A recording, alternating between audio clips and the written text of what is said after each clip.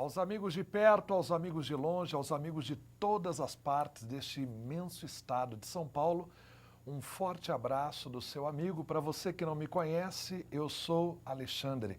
Eu sou técnico do Tribunal de Contas do Estado de São Paulo e estamos aqui hoje para dar continuidade ao nosso poderoso curso O Poder das Câmaras Municipais. E nós estamos no primeiro módulo deste curso, que é o Planejamento e Transparência, e hoje é a terceira e última aula deste módulo. Este módulo que ficou a cargo do Tribunal de Contas do Estado, porque esse curso, na verdade, é uma parceria do Tribunal com a União dos Vereadores do Estado de São Paulo. E depois nós teremos o segundo módulo, que será o Processo Legislativo, que ficou exatamente a cargo da UVESP. E aí as datas estão lá no site, tanto da Escola de Contas como da UVESP. As aulas serão em outubro e novembro. Então, hoje é a última aula desse primeiro módulo, Planejamento e Transparência. E desde já eu quero alertar os amigos e pedir para que você que fique com dúvidas a respeito de algum dos temas aqui tratados, que você mande para nós a sua pergunta. Ao final de cada bloco, nós teremos um momento de interação para você participar conosco, você falar aqui conosco, mandar a sua dúvida, enfim. E existem aquelas dúvidas que o pessoal já começou a deixar lá no ambiente virtual, né, que também serão respondidas aqui, e também aquelas perguntas que vêm para nós por e-mail. Porque muitas vezes o nosso tempo aqui ele é curto, ele é escasso. Então, às vezes, não dá para perguntar aqui no ar, então você manda para nós a sua pergunta pelo e-mail, pelo nosso e-mail. Qual é o nosso e-mail? O e-mail para você se comunicar conosco aqui durante a aula é o fundap.vc@fundap.sp.gov.br. Aí você manda a sua dúvida para nós e no final de cada bloco serão respondidas aí as dúvidas pelos nossos professores que estarão aqui. Inclusive, eu quero pedir desculpa aos amigos que têm mandado para nós perguntas pelo ambiente virtual, que às vezes tem demorado um pouquinho para responder. Eu peço para você paciência, só um pouquinho de paciência. Todas as dúvidas serão sanadas, nós vamos interagir, vamos responder, mas como eu disse na última aula, nós estamos aqui ministrando essas palestras tudo, porém, nós continuamos com as nossas atribuições de fiscalização ali no tribunal, então não pare. Então, às vezes, ontem mesmo à noite, entrei da minha casa, quando cheguei em casa lá, no ambiente virtual, respondi algumas dúvidas e vi um pessoal meio bravo, mandei a minha pergunta há uma semana, até agora não foi atendida. Olha, calma, vão ser todas respondidas. Todos os professores que por aqui passaram se comprometeram a responder todos os questionamentos que ali forem enviados para nós, tá? Inclusive, nessa correria nossa aqui, eu vi que não tinha o link lá no nosso ambiente virtual para mandar perguntas sobre transparência, que foi um dos temas da última aula. E aí hoje será colocado, você que ficou com alguma dúvida sobre transparência lá para o doutor Paulo Massaro ou para o doutor Celso, procurador do Ministério Público de Contas, a partir de hoje vai ter o link lá da transparência para você poder mandar a sua pergunta para os dois instrutores da última aula. E outra coisa é a seguinte, o pessoal também está perguntando, cadê os vídeos no ambiente virtual para que eu possa assistir de novo? Ou teve alguém que não participou de uma aula e gostaria de assistir sobre controle interno, sobre federalismo? Olha, um pouco também de paciência e em breve estará lá também no site os vídeos.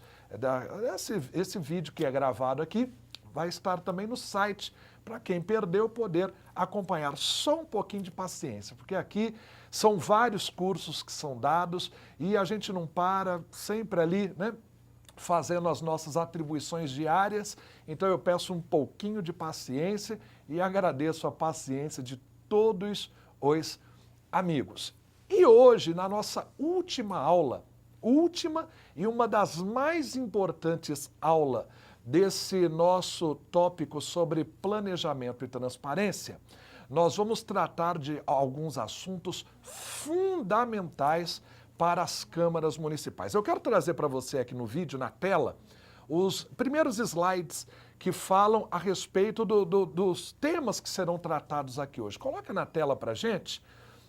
Temos aqui, ó, nós vamos tratar hoje sobre a atividade institucional do Legislativo, será a primeira parte da aula, onde vamos tratar sobre a organização interna, sobre atribuições, funções legislativa e administrativa, então toda essa parte institucional da Câmara Municipal. E depois nós vamos tratar, na segunda parte, sobre aspectos mais relevantes no julgamento das contas do Legislativo.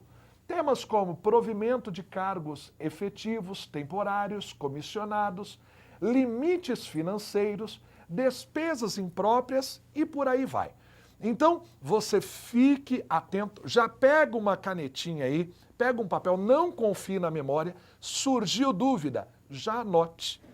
Anote, no final do bloco você vai mandar para a gente, ou você pode mandar para a gente também pelo e-mail fundap.vc e a sua dúvida será respondida aqui por nós. Viu que os temas de hoje estão bons. Eu sei que na sua cabeça aí já começaram a surgir uma porção de perguntas, porque são os temas que mais surgem dúvidas na cabeça dos jurisdicionados quando nós, fiscais, vamos a uma Câmara Municipal fiscalizar ali. Então, já fique atento aí, porque a aula de hoje está quente, está boa e vai ser bacana demais. E para trabalhar conosco aqui esses temas importantes para as câmaras municipais, eu tenho aqui o primeiro convidado. O primeiro convidado, na verdade, eu até falo para vocês que eu estou nervoso hoje, estou nervoso, estou ansioso, porque o primeiro convidado desse dia é o diretor técnico ali do Tribunal de Contas, doutor Sidney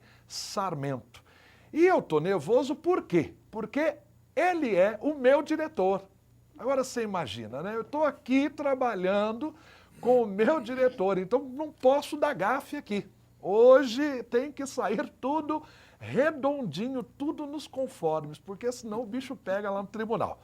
Então, é brincadeira, mas eu estou aqui com o doutor Sidney, um grande amigo meu, trabalhamos juntos ali no tribunal e é um prazer tê-lo aqui conosco nessa manhã. Doutor Sidney, um bom dia e eu gostaria que você falasse um pouco sobre as expectativas, primeiramente as expectativas sobre a aula de hoje.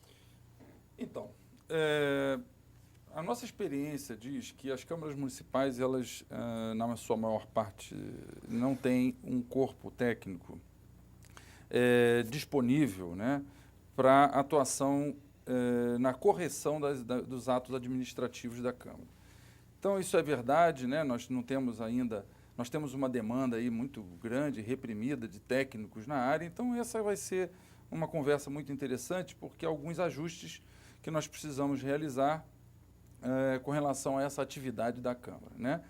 Mas o tema de hoje, ele tem, como você bem disse, né, a proposta de configurar a melhor atividade institucional da Câmara através de uma boa composição dos quadros e dos órgãos disponíveis nessa Câmara, exatamente para atender a essa necessidade de adequação da Câmara às regras constitucionais e legais vigentes, né? Então, a expectativa é essa. Nós temos um grande número de contas do Legislativo reprovadas. Não há interesse no Tribunal de Contas em reprovar contas, seja do Legislativo, seja do Executivo. O interesse é realmente adequarmos a administração às normas vigentes, porque em adequando isso, nós não vamos precisar mais reprovar contas. Esse é o objetivo, o foco da nossa conversa de hoje, né? Muito obrigado, doutor Sidney. E o nosso segundo convidado aqui dessa manhã é um auditor de controle interno da Câmara Municipal do município de São Sebastião. É o doutor Sérgio Burghi, que também, com muita graça, aceitou o nosso convite para estar aqui nessa manhã.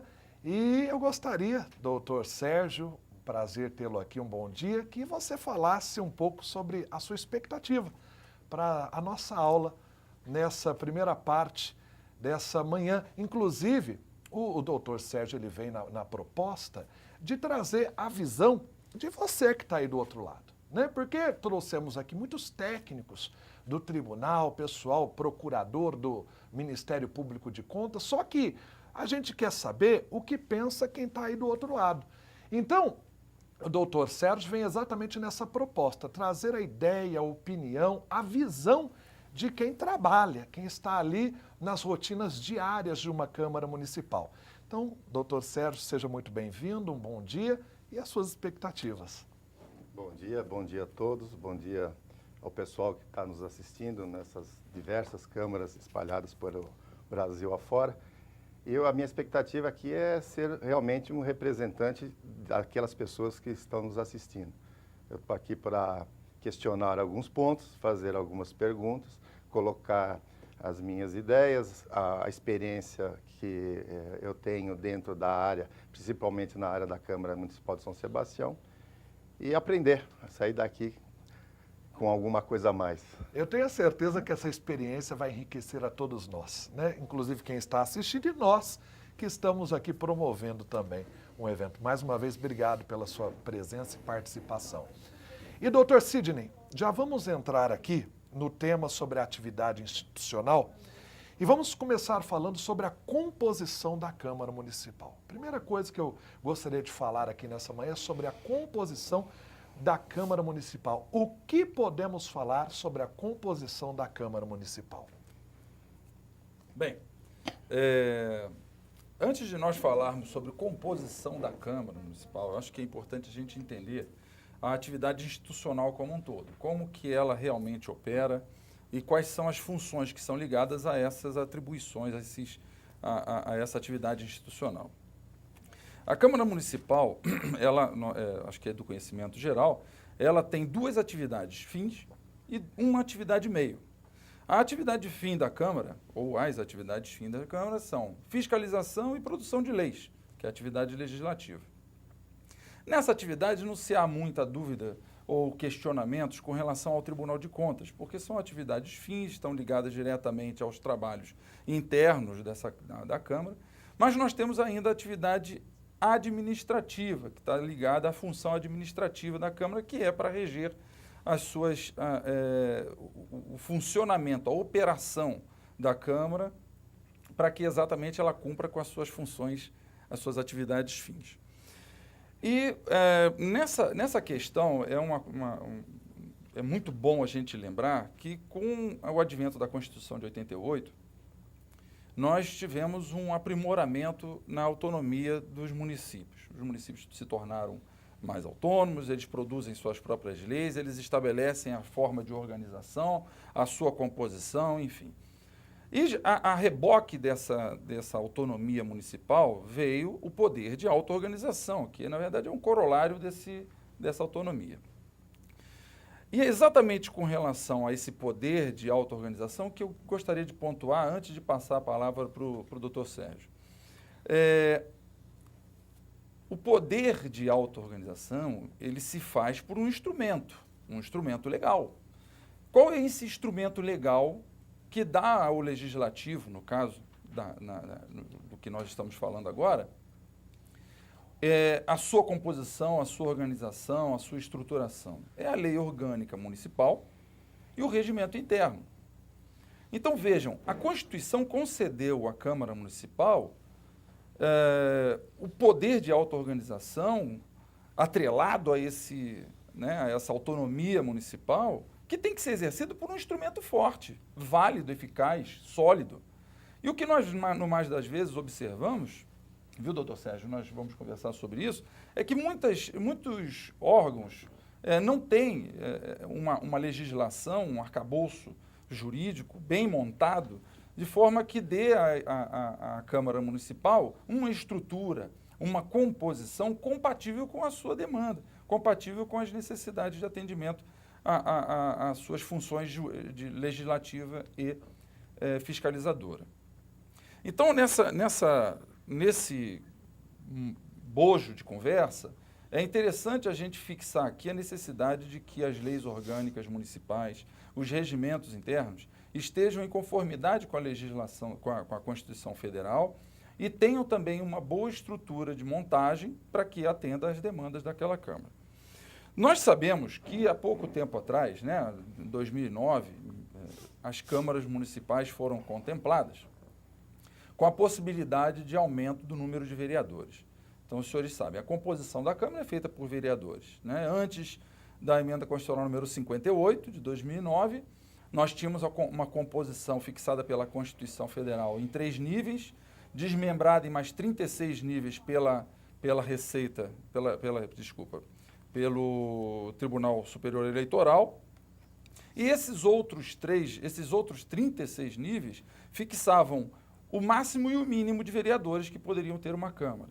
Agora, com o advento da emenda constitucional número 58, houve então um aumento, mas vocês têm conhecimento que houve então a possibilidade de um aumento no número de vereadores das câmaras municipais. Então, vocês vejam aí na tabela que a gente trouxe, que houve, que esses são os níveis. São 24 níveis, né, em que, de acordo com a faixa populacional do município, nós teremos uma quantidade X aí de vereadores. Observem que os municípios de 47, por exemplo, antes, né, um município com 47 mil habitantes, ele podia ter 9 vereadores, no máximo.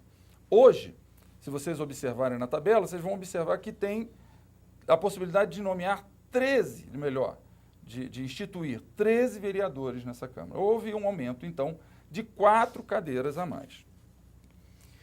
Muito bem. É também do conhecimento de todos que essa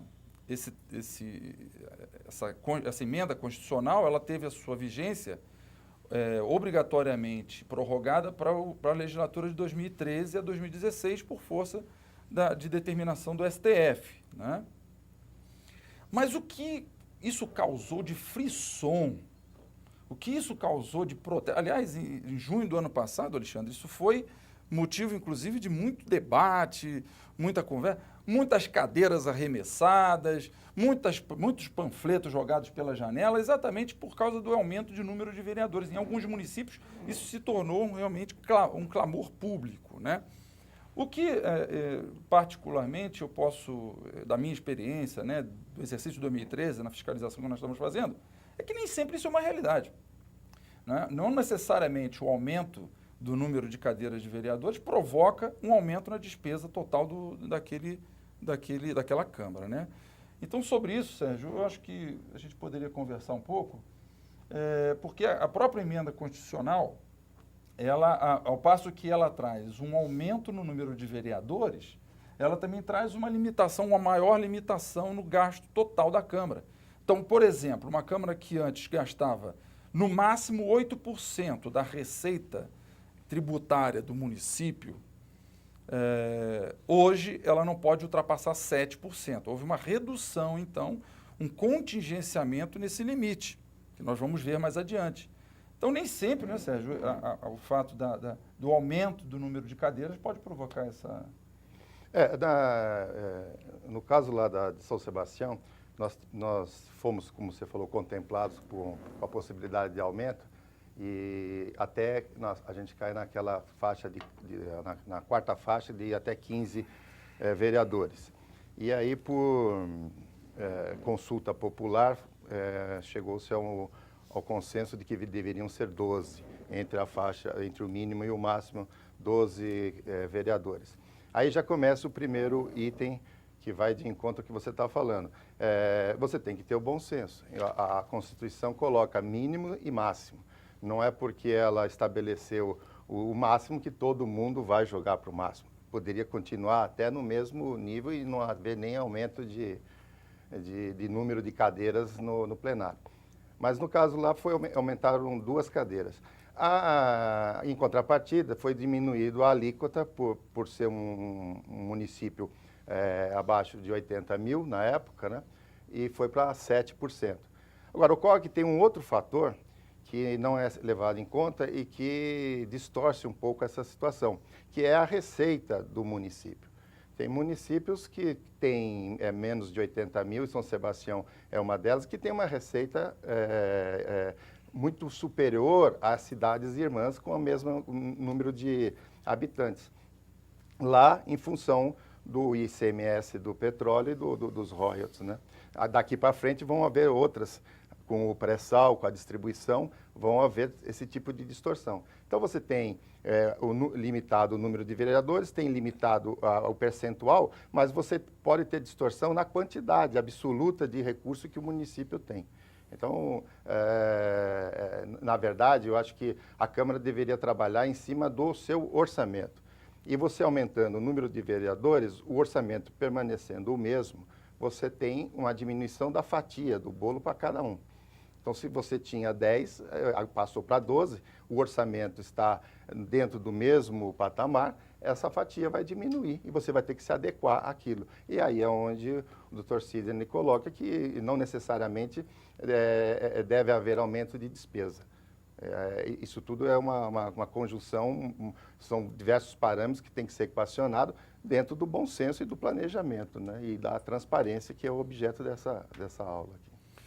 Bem, então dentro dessa, isso é uma coisa interessante que o Dr. Sérgio passou agora aqui, que provoca uma certa injustiça, né? Numa visão bastante simplória disso, provocaria uma certa injustiça. Municípios que, por exemplo, têm uma arrecadação muito alta, né, teriam então, tendo ele, sendo um município pequeno, uma Câmara pequena, ele jamais incorreria nessas vedações de limites constitucionais. Então, de fato, inclusive o doutor Sérgio vai se candidatar a deputado federal, vocês votem nele, que aí ele muda, já apresenta um projeto para mudar a Constituição. Mas até lá, até que isso aconteça, nós temos que nos adequar realmente, infelizmente, a Constituição ela não consegue contemplar aqui todas essas vicissitudes, essas peculiaridades, então nós vamos nos adaptando ao que existe, né? Então, ainda tratando dessa questão da atividade institucional, né, seria interessante, Sérgio, você conversar um pouco com a gente sobre como que funcionaria lá na Câmara Municipal de São Sebastião, essa organização interna, porque aí a gente vai ter uma noção exata do que existe e aí a gente pode trocar uma ideia de como deveria ser, né? Bom, a Câmara, como todas, ela parte da mesa diretora, que é quem, em tese, o colegiado que deveria administrar a Câmara. Mas, na prática, na verdade, a gente vê a figura do presidente, que é quem realmente manda e determina a administração da Câmara. Abaixo da Câmara diretora, foram colocados em nível de assessoria, um pouco acima do primeiro escalão, a comunicação e o controle interno. A assessoria de comunicação, para dar o respaldo à mesa diretora, e o controle interno, ele fica subordinado diretamente à mesa diretora e sem um vínculo direto com as demais diretorias. O primeiro escalão da Câmara, que poderia se chamar secretaria, diretoria ou qualquer superintendência, que seja lá o nome que fosse dado, no caso lá é chamado de diretoria. Então, as diretorias são divididas pelas funções básicas da Câmara, né? Tem a diretoria financeira, a diretoria de administração de pessoal, a diretoria de informática, que hoje é muito importante, que antigamente a informática ficava pendurada na administração, mas agora é importante que a informática tenha uma diretoria própria, porque hoje tudo passa por ali, a tecnologia cada vez mais nos espanta, né? Aí tem a diretoria de administração, e tem uma diretoria lá que eu acho interessante, que foi colocada já há algum tempo, que é a diretoria que cuida dos gabinetes dos vereadores. Essa diretoria ela está subordinada à mesa diretora e a função dela é coordenar os gabinetes dos diversos vereadores. Então, toda a parte logística, a parte de suprimento, a parte de necessidade, de comunicação, todo o funcionamento dos gabinetes dos vereadores, que são gabinetes autônomos, né? Eles nem na sede própria eles ficam em gabinetes espalhados na cidade. Então, essa diretoria tem essa função. Abaixo desse primeiro escalão, nesse escalão, só resumindo, nesse primeiro escalão, os cargos são de livre nomeação e exoneração. Aí ocorre que muitas vezes são pessoal comissionado que vem ocupar esses cargos e não necessariamente eles tenham que ter vindo de baixo ou tenham que ter um cabedal, uma formação em administração pública. São de confiança do presidente. O segundo escalão, que é chamado de divisão, também são cargos de confiança, mas esses cargos têm que ser ocupados por servidor concursado, servidor da Câmara. Então, é realmente o pessoal que põe a mão na massa, é o pessoal que administra a Câmara. Nós temos um primeiro escalão que é mais político e o segundo escalão que é eminentemente técnico, né? Abaixo do segundo nível, que é as divisões, aí você tem as encarregaturas. São de acordo com determinadas funções de momento.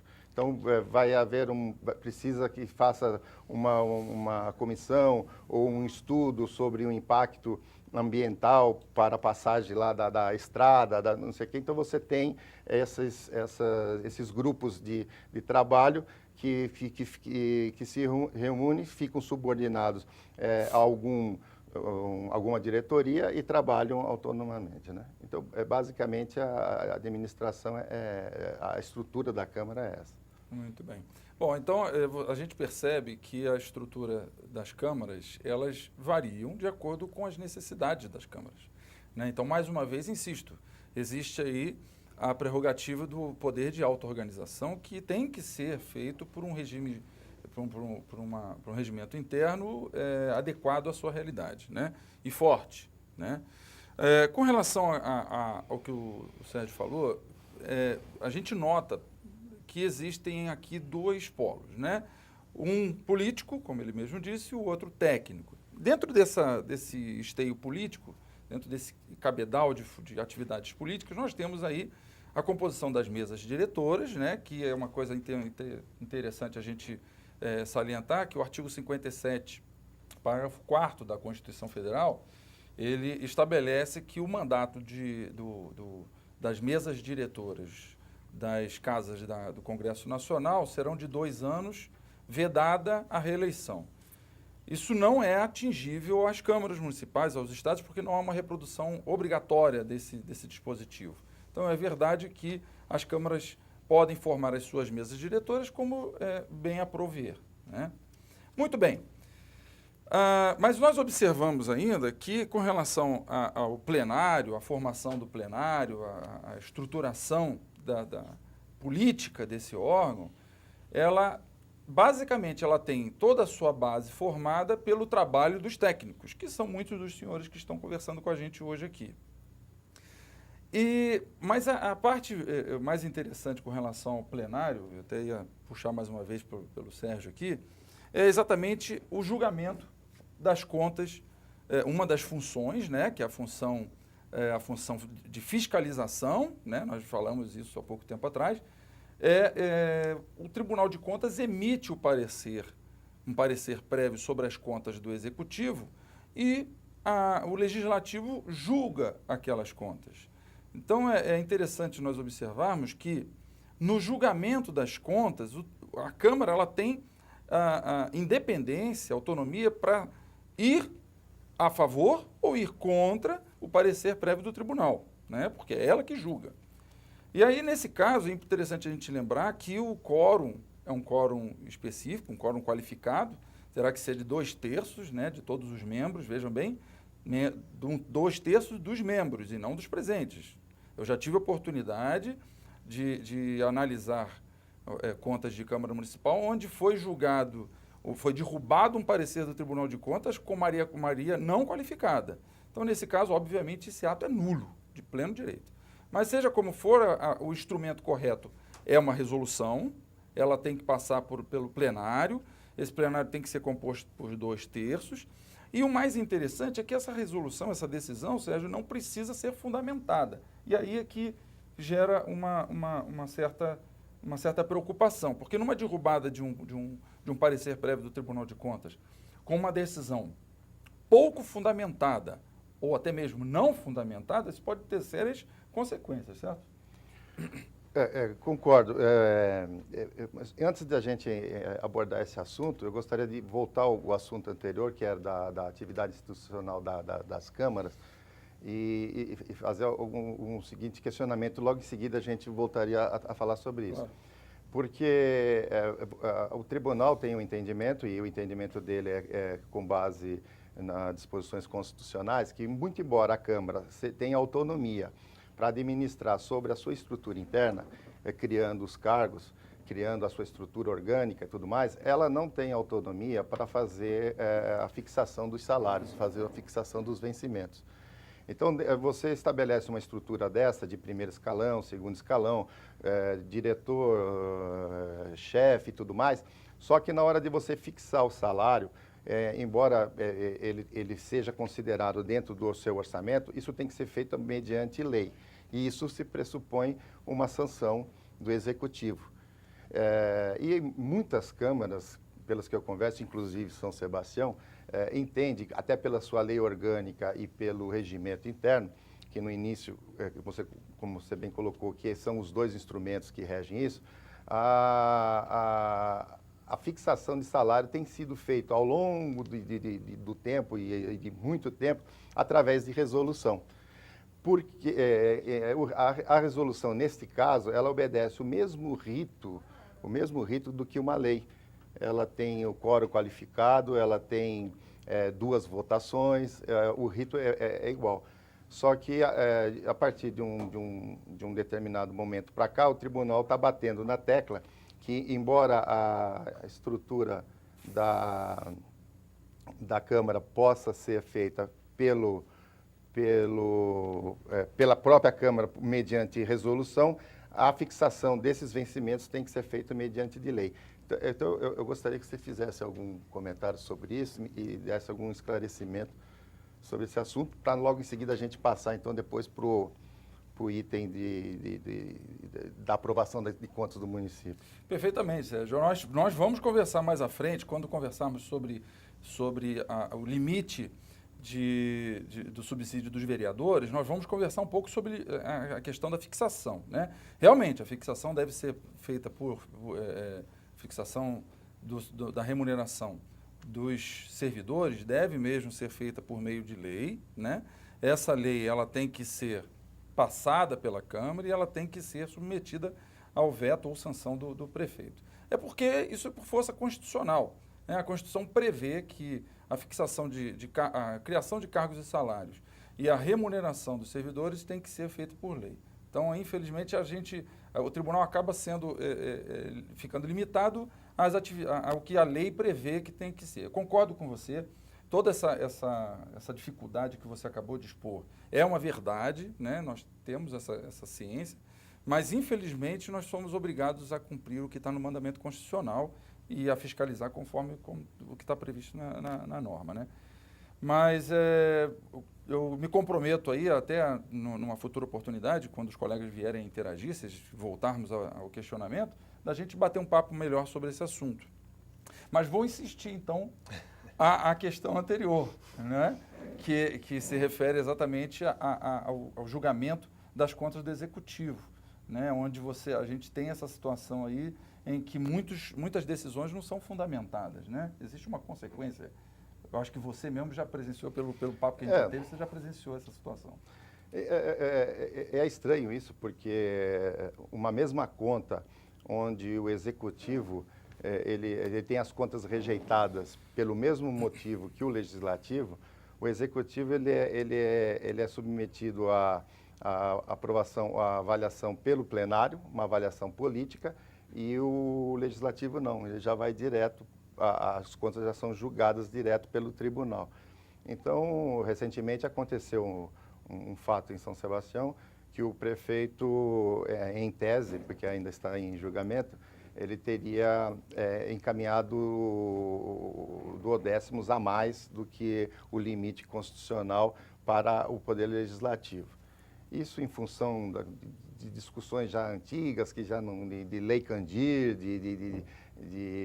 se a dívida ativa entra ou não entra, e uma série de outros itens dentro da receita corrente líquida do município, para depois fazer o cálculo do que a Câmara poderia ser o orçamento da Câmara. E o tribunal, então, apontou, né, incluiu o Executivo como infrator da regra constitucional de ter enviado o repasse ser maior do que o previsto, do que o limite previsto. E condenou a Câmara por ter recebido. Agora, aí o que acontece? As contas do prefeito vão para a Câmara, e a Câmara, por 2/3, derruba o parecer prévio do tribunal e aprova as contas do prefeito. E as contas do legislativo, não. Ela tem que acionar o judiciário para poder, eventualmente, dirimir uma certa dúvida ou um questionamento maior. Então, esse julgamento político ainda das câmaras, no meu modo de ver, já está ultrapassado, já não deveria mais ser assim.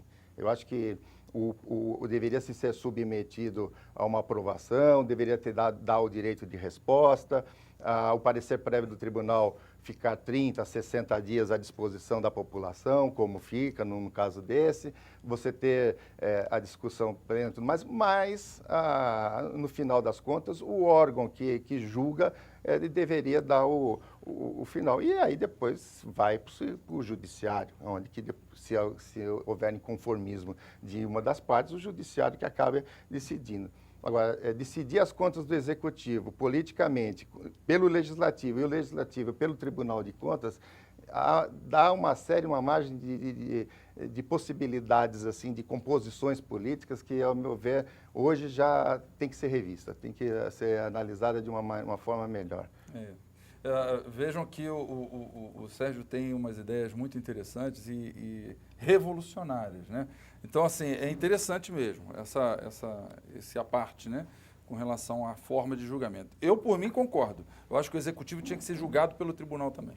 Mas, de uma forma ou de outra, o que é mais interessante notar é que, num caso de derrubada do parecer prévio do Tribunal de Contas, é interessante vocês orientarem, né, a mesa diretora, de que fundamente essa decisão, evitando no futuro um questionamento no judiciário sobre essa decisão. A derrubada de um parecer do Tribunal de Contas é sério, é muito sério, principalmente às vistas do judiciário, né? O Tribunal de Contas é um órgão técnico e, como técnico que é conhecedor da matéria legislativa que rege aquele órgão, ele fez um estudo prévio e deu direito de defesa, contraditório e todo, e ao final deu um parecer desfavorável. Então é interessante que quando a Câmara faça a derrubada do parecer, que o faça de forma fundamentada, com estudo prévio, com direito ao contraditório, ampla defesa, enfim, isso é muito importante. Até porque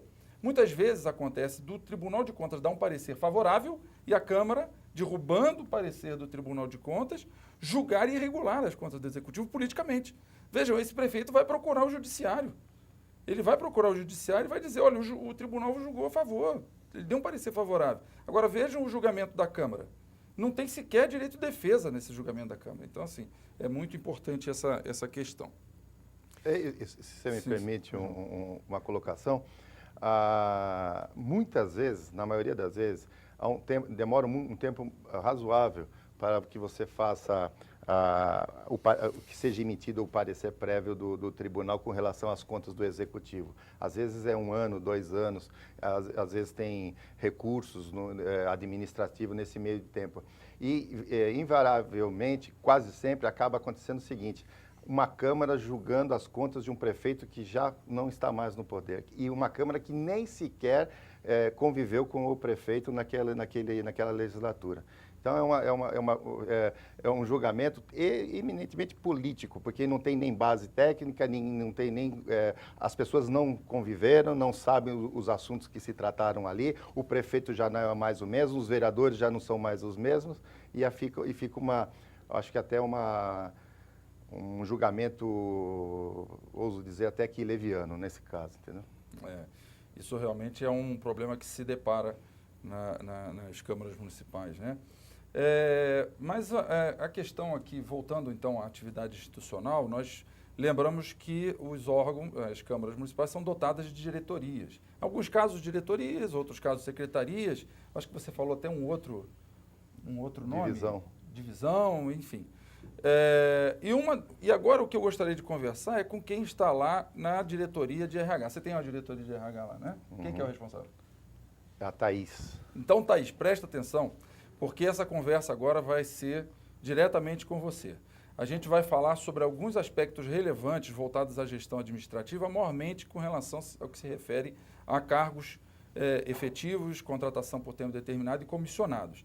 Esse assunto, ele é um assunto bastante relevante, porque hoje nós temos um grande número de contas do Legislativo reprovadas pelo Tribunal, exatamente por desatendimento a essas regras, as regras estabelecidas quanto à exceção ao concurso público, né? Então, assim, uma questão interessante é que a forma de se ingressar na administração, no serviço público, é por meio de concurso, né? Essa é a forma, para ocupar um cargo efetivo. Mas nós sabemos que existem as exceções. Então, o artigo 37, inciso 2 da Constituição, que prevê o ingresso por meio de concurso público, né, ele, de sua parte, também concede a possibilidade de uma exceção, que ela está prevista no inciso 9 do artigo 37, que é a contratação por tempo determinado. O que seria a contratação por tempo determinado? É aquela situação emergencial, uma situação em que há uma necessidade de cobertura de uma demanda imprescindível, urgente, inesperada, em que há necessidade de contratação temporária, né? Mas o tribunal ele já se posicionou com relação à contratação por tempo determinado, que há uma necessidade de cobertura de 4 requisitos principais. O primeiro deles é uma lei autorizadora. Uma lei do município que autorize a contratação por tempo determinado, estabeleça em que condições essa contratação será realizada, né? O período em que ela será realizada, enfim, essa lei precisa autorizar. A outra é temporariedade. Agora vejam só, eu colocar aqui o item temporariedade é até uma redundância, porque é contratação por tempo determinado. Temporariedade é óbvio que vai ter, mas olhem, é o que dá mais problema, porque nós temos aqui a visão do tribunal é de que uma contratação por tempo determinado, que se prorrogue por mais de 2 anos, então você tem uma contratação, né? Durante um ano ele exerceu aquela função, no outro ano ele volta a exercer a função, no terceiro ano ele volta a exercer a função, no quarto ano ele volta a exercer a mesma função, toda por tempo determinado. Agora vejam, concorda que cobriu todo o período de mandato? 4 anos. Isso não era por tempo determinado, era para ser submetido a concurso público e ocupar um cargo efetivo. O quadro de pessoal tem que ser reformulado para adequar essa questão, né? Então, a temporariedade é muito, muito importante nesse raciocínio. Nós já tivemos diante de situações incríveis, onde um contratado por tempo determinado permaneceu por lá, na administração, por mais de 10 anos. Vejam, com contrato por tempo determinado. Isso não é tempo determinado. Bom, excepcional interesse público, né, que é o próximo requisito. O que seria excepcional interesse público? Eu acho que o nome já traz uma ideia, né? Aquela função extremamente necessária para o fluxo da administração, para a realização da administração, ou para atender uma demanda premente da comunidade. Okay? Então, excepcional interesse público, eu posso citar aqui o enfermeiro, né? Num caso de uma epidemia no município, né? A contratação de enfermeiros para tentar economizar essa situação. E a quarta é o processo seletivo, que também dá outra confusão. Processo seletivo para contratação por tempo determinado, isso aí é uma análise associada dos incisos 2 e incisos 9 do artigo 37 da Constituição, que estabelece a necessidade do atendimento do princípio da impessoalidade, da moralidade, né? Então, para a contratação por tempo determinado, o tribunal exige o processo seletivo. Simplificado que seja, mas um processo seletivo. Ele só abre mão desse processo seletivo em casos de comprovada emergência e urgência. Então, esses são os 4 requisitos. Agora, é interessante com relação a isso, Sérgio, que nem todas as câmaras, né? Inclusive, que- só cortando, doutor Sidney, lá na Câmara de São Sebastião, lá tem temporários?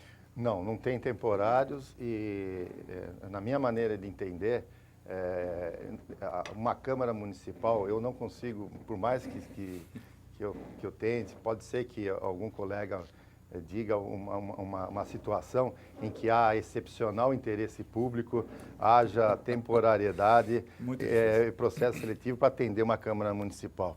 O que vai acabar acontecendo é desvio de finalidade. Se já existe o cargo em comissão, que é para suprir a Câmara, e a Câmara, como o doutor Sidney falou no início, ela tem a função de fiscalizar e legislar e se auto-administrar, eu não vejo qual é o excepcional interesse público para você contratar um funcionário temporário para dentro da Câmara. Vai dizer assim, não, mas caiu um telhado, precisa arrumar o telhado. Contrata uma firma para consertar o telhado. Está faltando gente para limpeza. Contrate-se para fazer a limpeza ou desvia uma pessoa de um determinado momento. Não estou dizendo eu desvio de função, mas... Então, lá em São Sebastião não tem, na Câmara Municipal, na Prefeitura sim. E que normalmente as prefeituras elas utilizam desse tempo determinado para contratar professores, né? Que de um ano para outro, para suprir algumas salas de aula e tudo mais, então onde é o mais comum, é o tempo determinado para professor. Mas na Câmara... Perfeito. Assim, então temporário não tem, mas comissionado, pelo que você estava falando, tem. Comissionado, sim. Tem. Aí, doutor Sidney, a gente já entra num outro ponto que eu acho que é um dos mais intrigantes aqui dessa nossa aula, que é um dos que mais geram controvérsias aí nas câmaras municipais. Eu até preparei uma pergunta, se você me permite ler aqui essa pergunta. Depois a gente conversa lá no Tribunal de Contas pela pergunta que você está querendo preparar. Eu falei que o negócio hoje ia ser terrível. Vamos ver a aqui. pergunta. Mas vamos lá, é o seguinte, um levantamento realizado pelo Centro de Apoio Estratégico da Fiscalização do Tribunal de Contas identificou que em 2012, quase 60% dos cargos ocupados nas câmaras municipais do estado de São Paulo, fora o município, que não é fiscalizado por nós, o município de São Paulo, são providos por cargos em comissão. Em grande parte delas, verificou-se que essa proporção de comissionados chega a 80%, chegando a apresentar algumas situações em que não há servidores efetivos. Não há servidores efetivos, somente comissionados. Isso poderia indicar uma priorização da exceção em detrimento à regra que é o concurso público? Sem sombra de dúvida, né?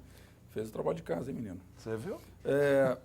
Na verdade, a gente tem essa ideia de que é uma preocupação muito grande que o tribunal vem tendo com relação à verificação de cargos comissionados, né? E o fluxo de cargos comissionados dentro das câmaras é uma coisa realmente que assusta um pouco, né? Assusta a nós e provavelmente assusta também quem trabalha diretamente na administração. E nesse caso em específico, eu acho que é interessante a gente pontuar aqui, viu, Alexandre, o que seria cargo em comissão. Existe uma série de dúvidas com relação a isso. A gente observa que o pessoal fala, o que é cargo em comissão? Isso é função de confiança? Isso é cargo em comissão? É cargo em comissão derivado? É cargo em comissão puro? Então, tem várias fatias desse bolo que, em uma rápida passagem, eu vou tentar sintetizar. O artigo 37, lá no inciso 5, ele prevê a forma de provimento de cargos em comissão. Ele diz que haverá a possibilidade, né, de contratação, de nomeação de funções em confiança, desde que aquele servidor seja um servidor efetivo, né, proveniente do serviço público efetivo, componha o quadro permanente, então ele pode exercer uma função de confiança. E no caso dos comissionados, a Constituição deixa em aberto, pode ser efetivo, elevado ao cargo comissionado, ou pode ser uma pessoa externa elevada ao cargo comissionado. Tudo isso depende de uma lei que nem sempre vem, né? Às vezes o município não edita essa lei, por isso, porque é uma norma de eficácia limitada, né? Limitada à produção da nova lei. Então, vocês precisariam ter uma lei para dizer quais seriam os percentuais e as condições de nomeação de cargos comissionados, se por efetivos ou se por pessoas externas à administração. Mas nós vamos falar de uma maneira geral sobre excesso de comissionados dentro das câmaras. E nisso bem se remete àqueles cargos puros, que são vindos de fora, pessoas externas ao serviço público que ingressam por meio do cargo em comissão. Vejam, um cargo em comissão, ele é um cargo de gestão. Ele está muito próximo à gestão administrativa, né? Ele está muito próximo àqueles contratos que são firmados pela administração municipal com órgãos do terceiro setor para a gestão de uma determinada política pública, uma demanda qualquer. Então, colocar uma pessoa num cargo em comissão está bem ligado à gestão da entidade, do órgão. E nesse aspecto, a Constituição é muito clara. Ela fala que a nomeação dos comissionados será para cargos de direção, chefia e assessoramento, né? Então, com relação a esse detalhe, essa diferenciação, é importante a gente ter em mente que isso é uma exceção. É uma exceção. A exceção é a nomeação de comissionados e não a regra. Então, a grande preocupação do tribunal é essa, é a da subversão. Eu digo subversão, que alguns colegas falam que é a conversão da exceção em regra. Conversão é quando a coisa é feita de forma legítima. A subversão é que é pior, porque quando você transforma uma exceção numa regra e tornando isso bastante pernicioso à sequência da administração, à consequência, melhor dizendo, da administração, né? Bom, nós trouxemos aqui alguns julgados para complementar essa nossa conversa, né? Eu acho interessante colocar na tela. São alguns julgados que nós trouxemos exatamente falando sobre essa questão do excesso de comissionados no Legislativo. Então, vocês observem aqui, né? Entretanto, as medidas anunciadas não foram suficientes para regularizar a situação do quadro de pessoal. E apresenta aqui como que é a estrutura dessa Câmara. Então, vejam, houve um aumento no cargo de comissionados, né? De 17 para 23, né? E ele não atendeu à recomendação do tribunal em exercícios anteriores para a redução do número desses cargos comissionados, ok? Então, isso pode provocar um julgamento de irregularidade por parte do Tribunal de Contas, né? E até a aplicação de multa no gestor da Câmara. Então, a preocupação é muito grande, porque aqui eu até gostaria de fazer uma parte. A recomendação do Tribunal de Contas, ela não vincula o órgão, né? Vocês não são obrigados a atender a recomendação. Mas se não atender, o tribunal vai reprovar a próxima conta. Então, nesse caso em específico, que eu acabei de citar, a Câmara Municipal não atendeu